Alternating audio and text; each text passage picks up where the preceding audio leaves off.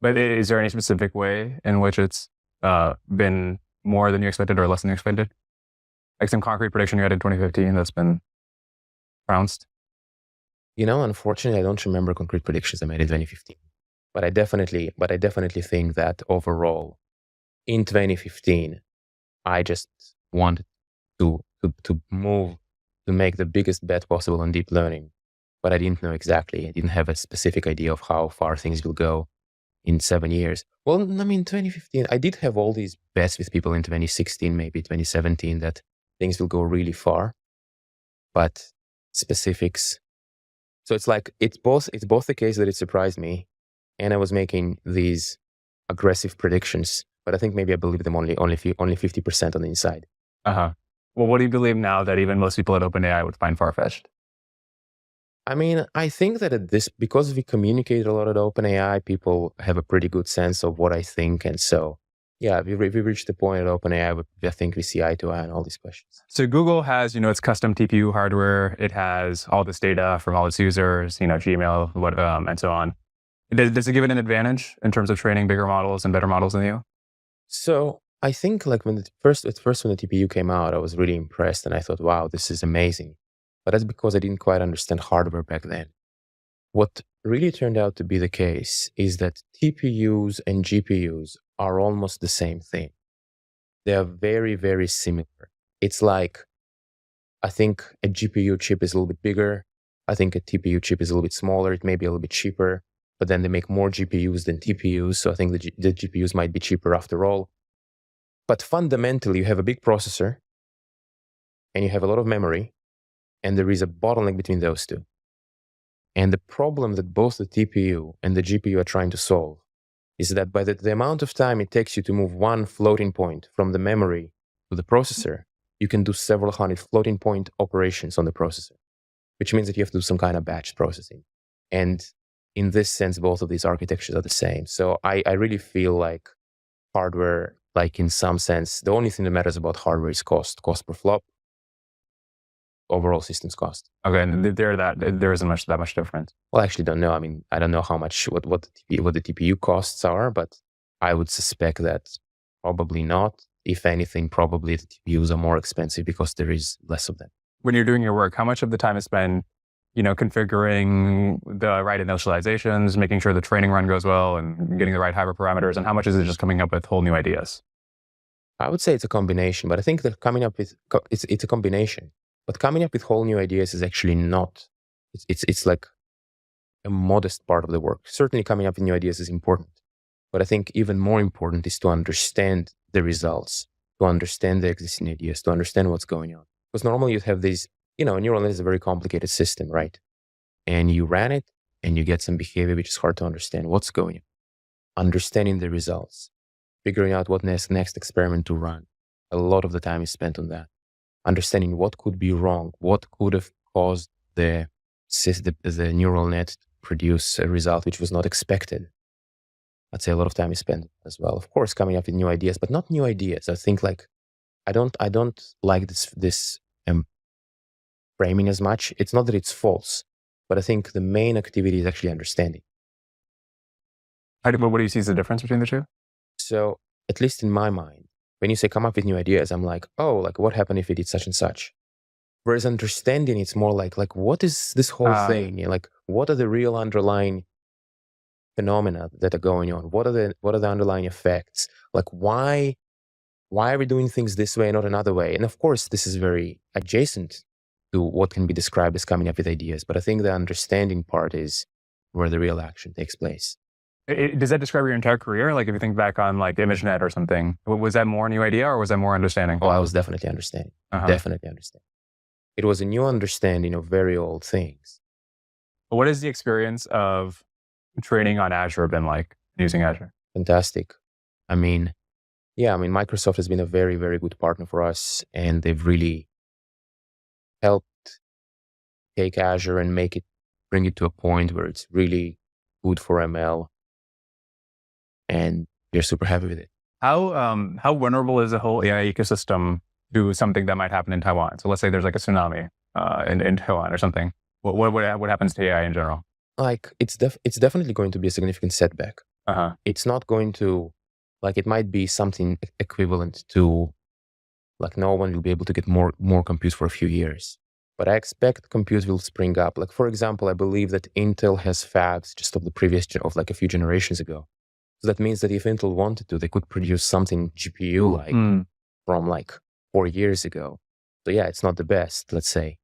I'm actually not sure about if my statement about Intel is correct, but I do know that there are fabs outside of Taiwan that are just not as good.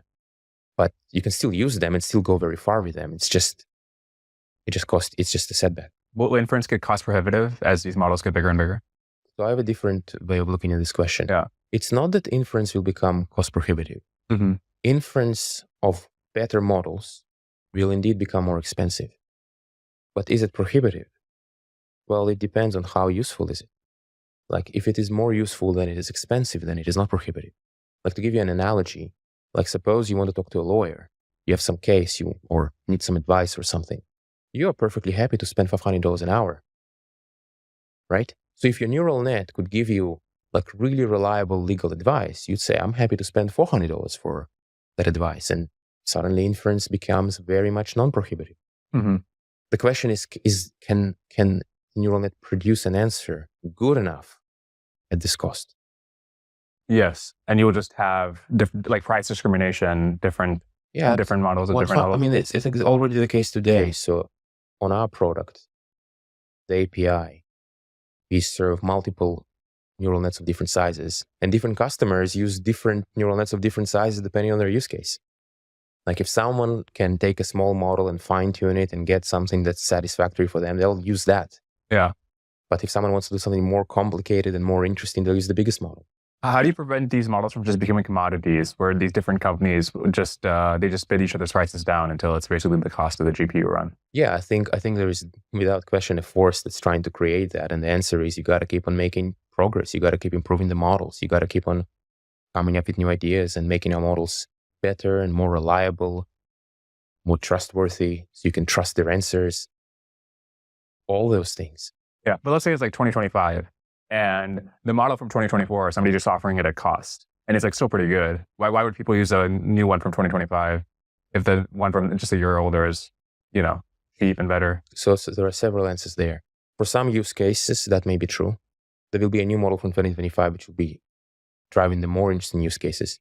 There's also going to be a question of inference cost. Like, you can do research to serve the same model at less cost. So there will be the same model will cost different amounts to serve for different companies. I can also imagine some degree of specialization too, where some companies may try to specialize in some area and be stronger in a narrower area compared to other companies. And I think that too may be a response to commoditization to some degree. As over time, do these different companies, do their research directions converge or they diverge? Are they doing similar things over time, or are they branching off into different areas? So I'd say in the near term, it looks like there is convergence. I expect there's going to be a convergence, a divergence convergence behavior, where there is a lot of convergence on the near term work. There's going to be some divergence on the longer term work. But then once the longer term work starts to yield fruit, I think there will be convergence again. Got it. When one of them finds the most promising area, everybody just... That's right. Now, there is obviously less publishing now, so it will take longer before this promising direction gets rediscovered. Mm-hmm. But that's how I'd imagine it. I think it's going to be convergence, divergence, convergence. Yeah. We talked about this a little bit at the beginning, but as foreign governments learn about how capable these models are, are you worried about spies or some sort of attack to get your weights or, somehow abuse these models and learn about them? Yeah, it's definitely something that you absolutely can't discount that. Yeah. And yeah, something that we try to guard against the best of our ability, but it's going to be a problem for everyone who's building this. How do you prevent your weights from leaking? I mean, you have like really good security people. And how many people have if they wanted to just like SSH into the weights, a machine, how many people could do that? I mean, like what I can say is that the security people that we have, they've done a really good job, so that I'm really not worried about the weights being leaked. Okay, got it. What kinds of emergent properties are you expecting from these models at this scale? Is there something that just comes about de novo? I'm sure things will come. I'm sure really new surprising properties will come up. I would not be surprised. The thing which I'm really excited about, or the thing which I'd like to see, is reliability and controllability. I think that this will be very important class of emergent properties. If you have reliability and controllability, I think that helps you solve a lot of problems. Reliability means you can trust the model's output. Controllability means you can control it. And we'll see. But it will be very cool if those emergent properties did exist. Is there some way you can predict it in advance? Like what will happen in this parameter count? What will happen in that parameter count? I think it's possible to make some predictions about specific capabilities, though it's definitely not simple and you can't do it in a super fine-grained way, at least today. But I think getting better at that is really important. And anyone who is interested in, who has research ideas on how to do that, I think that can be a valuable contribution. How seriously do you take these scaling laws? If like there's a paper that says like, oh, you just increase, you need this many orders of magnitude more to get all the reasoning out. Like, do you take that seriously, or do you think it breaks down at some point? Well, the thing is that the scaling law tells you what happens to your next word prediction accuracy, right? There is a whole separate challenge of linking next word prediction accuracy to reasoning capability. I do believe that indeed there is a link, but this link is complicated. And we may find that there are other things that can give us more reasoning per unit effort. Like, for example, some special, like, you mentioned reasoning tokens, and I think they can be helpful. There can be probably some things that is this something you're considering, just hiring humans to generate tokens for you, or is it all going to come from stuff that already exists out there?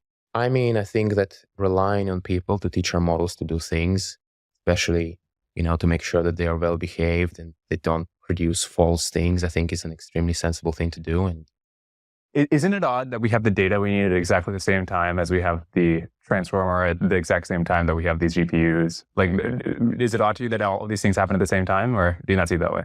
I mean, it is definitely an interesting situation that is the case. I will say that it is odd, and it is less odd on some level. Here is why it's less odd. So what is the driving force behind the fact that the data exists, that the GPUs exist, that the transformer exists? So the data exists because computers became better and cheaper. We've got smaller and smaller transistors. And suddenly at some point it became economical for every person to have a personal computer. Once everyone has a personal computer, you really want to connect them with the network. You get the internet. Once you have the internet, you have suddenly data appearing in great quantities. The GPUs were improving concurrently because you have smaller and smaller transistors and you're looking for things to do with them. Gaming turned out to be a thing that you could do. And then at some point, the gaming GPU, NVIDIA said, wait a sec, Ryan, may turn it into a general purpose GPU computer. Maybe someone will find it useful. Turns out it's good for neural nets. So it could have been the case that maybe the GPU would have arrived 5 years later or 10 years later. Let's suppose gaming wasn't a thing. It's kind of hard to imagine. What does it mean if gaming isn't a thing? But maybe there was a counterfactual world where GPUs arrived 5 years after the data or 5 years before the data. In which case, maybe things would move a little bit more.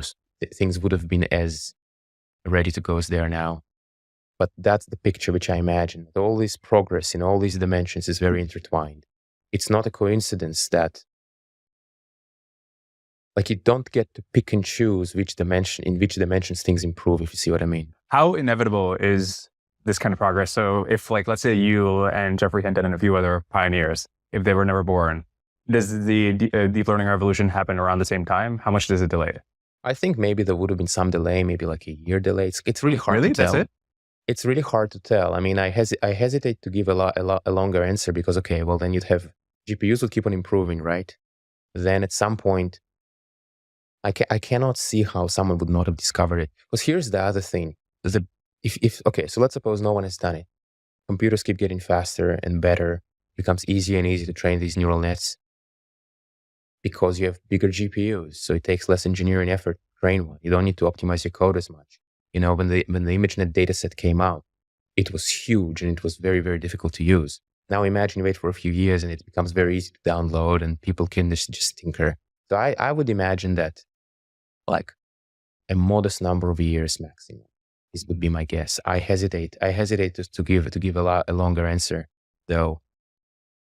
You can't run you can't rerun the world you don't know. Let's go back to alignment for a second. As somebody who deeply understands these models, what is your intuition of how hard alignment will be? Like, I think so here's what I would say. I think with the current level of capabilities, I think we have a pretty good set of ideas of how to align them.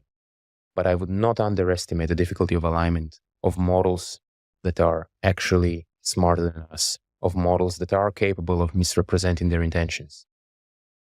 Like, I think it's something to think about a lot and to research. I think this is one area also, by the way. Like, oftentimes academic researchers ask me what's the best place where they can contribute. And I think alignment research is one place where I think academic researchers can make very meaningful contributions. Other than that, do you think academia will come up with important insights about actual capabilities, or is that going to be just the companies at this point? So the companies will realize the capabilities. I think it's very possible for academic research to come up with those insights. I think it doesn't seem to happen that much for some reason, but I don't think there's anything fundamental about academia. Like, it's not like academia can't. I think maybe they're just not thinking about the right problems or something, because maybe it's just easier to see what needs to be done inside these companies. I see. But there's a possibility that somebody could just realize. Yeah, I totally think so. Like, why would I possibly rule this out? You see what I mean? Yeah. What are the concrete steps by which these language models start actually impacting the world of atoms and not just the world of bits? Well, you see, I don't think that there is a clean distinction between the world of bits and the world of atoms. Suppose the neural net tells you that, hey, like, here is like something that you should do and it's going to improve your life, but you need to like rearrange your apartment in a certain way. And you go and you rearrange your apartment. As a result, did the neural net impact the world of atoms? Yeah, fair enough. Do you think it'll take a couple of additional breakthroughs as important as the transformer to get to superhuman AI? Or do you think we basically got the insights in the books somewhere and we just need to implement them and connect them? So I don't really see such a big distinction between those two cases. And let me explain why. Like, I think one of the ways in which progress has taken place in the past is that we've understood that something had a property, a desirable property all along, which we didn't realize. So is that a breakthrough? You can say, yes, it is. Is that an implementation of something on the books? Also, yes. So my feeling is that a few of those are quite likely to happen, but that in hindsight, it will not feel like a breakthrough. Everybody's going to say, oh, well, of course, like, it's totally obvious that such and such thing can work. You see, with the transformer, the reason it's being brought up as a specific advance is because it's the kind of thing that was not obvious for almost anyone. So people can say, yeah, like, it's not something which they knew about. But if an advance comes from something, like, let's consider the most fundamental advance of deep learning, that a big neural network trained with backpropagation can do a lot of things. Like, where's the novelty? It's not in the neural network. It's not in the backpropagation. But then somehow it is most definitely a giant conceptual breakthrough, because for the longest time, people just didn't see that. But then now that everyone sees it, everyone's going to say, well, of course, like, it's totally obvious. Big neural net, like, everyone knows that they can do it. What is your opinion of your former advisor's new forward algorithm? I think that it's an attempt to train a neural network without backpropagation. And I think that this is especially interesting if you are motivated to try to understand how the brain might be learning its connections. The reason for that is that, as far as I know, neuroscientists are really convinced that the brain cannot implement backpropagation because the signals in the synapses only move in one direction. And so if you have a neuroscience motivation and you want to say, okay, how can I come up with something that tries to approximate the good properties of backpropagation without doing backpropagation? That's what the forward algorithm is trying to do. But if you are trying to just engineer a good system, there is no reason to not use backpropagation. Like, it's the only algorithm, really. I guess I've heard you in different contexts talk about the need, like, using humans as the existing example case that, AGI exists, right? So at what point do you take the metaphor less seriously and don't feel the need to pursue it in terms of the research? Because it is important to you as a sort of existence case. Like at what point do I stop caring about humans as an existence case of intelligence? Or as the sort of, as an example in the model you want to follow in terms of pursuing intelligence in models. I see. I mean, like I think it's good to be inspired by humans. I think it's good to be inspired by the brain. I think there is an art into being inspired by humans and the brain correctly, because it's very easy to latch on to a non-essential quality of humans or of the brain. And I think many people whose research is trying to be inspired by humans and by the brain often gets a little bit specific. People get a little bit too, okay, so like what cognitive science model should we follow? At the same time, consider the idea of the neural network itself, the idea of the artificial neuron. This too is inspired by the brain, but it turned out to be extremely fruitful. So how do you do this? What behaviors of human beings are essential that you say, like, this is something that proves to us that it's possible? What is inessential? No, actually, this is like some emergent phenomena of something more basic, and we just need to focus on getting our own basics right. I would say that it's like, I think one can and should be inspired by human intelligence with care. Final question. Why is there, in your case, such a strong correlation between being first to the deep learning revolution and still being one of the top researchers? You would think that these two things wouldn't be that correlated, but why is that correlation? I don't think those things are super correlated indeed. I feel like in my case, I mean, honestly, it's hard to answer the question. I just kept trying really hard, and it turned out to have sufficed thus far. Got it. So it's a perseverance. I think it's a necessary but not a sufficient condition. Like, many things need to come together in order to really figure something out. Mm-hmm. Like you need to really go for it, and also need to have the right way of looking at things. And so it's hard to give him like a really meaningful answer to this question. All right. Ilya, it has been a true pleasure. Thank you so much for coming to the Lunar Society. I appreciate you bringing us to the offices. So thank you. Yeah, I really enjoyed it. Thank you very much.